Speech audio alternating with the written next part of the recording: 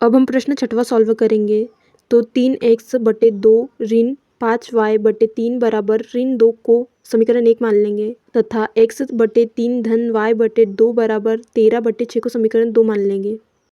अब समीकरण 1 से हम x या y का मान ज्ञात करेंगे, तो यहाँ पे हम x का मान ज्ञात करेंगे।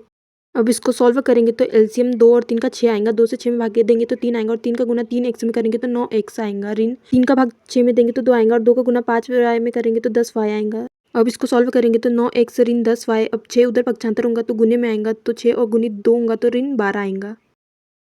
अब हम x का मान निकालेंगे तो x को बाहर निकाल लेंगे, ऋण 12, 10y पक्षांतर होगा तो धन में आएगा तो 10y था, 9 गुने में तो इधर आके भाग में होगा तो बटे 9। इसको हम समीकरण 3 मान लेंगे।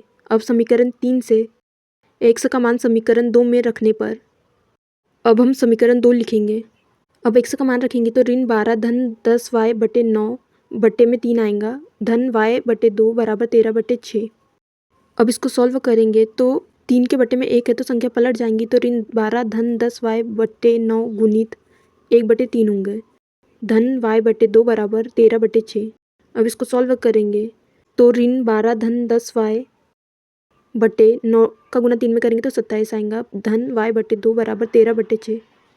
अब इसको सॉल्व करेंगे तो एलसीएम 54 आएगा, 27 में 54 से भाग देंगे तो 2 आएगा और 2 का गुना 12 में करेंगे तो ऋण 24 आएगा, धन 20y, 2 का भाग 54 में देंगे तो 27 आएगा और 27 का गुना y में करेंगे तो 27y आएगा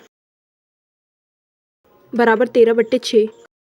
अब इसको सॉल्व करेंगे तो ऋण 24 धन 20 और 27 47y होगा बटे 54 बराबर 13 बटे 6।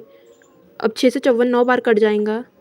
अब हम y का मान निकालेंगे तो 47y बाहर आ जाएगा और बचेगा 13 धन 24 और 9 भाग में है तो गुने में आएगा। अब इसको सॉल्व करेंगे 13 गुणित 9 तो 117 बटे 24 आएगा, तो 47y बराबर 117 और 24 को जोड़ेंगे तो 141 उत्तर आएगा।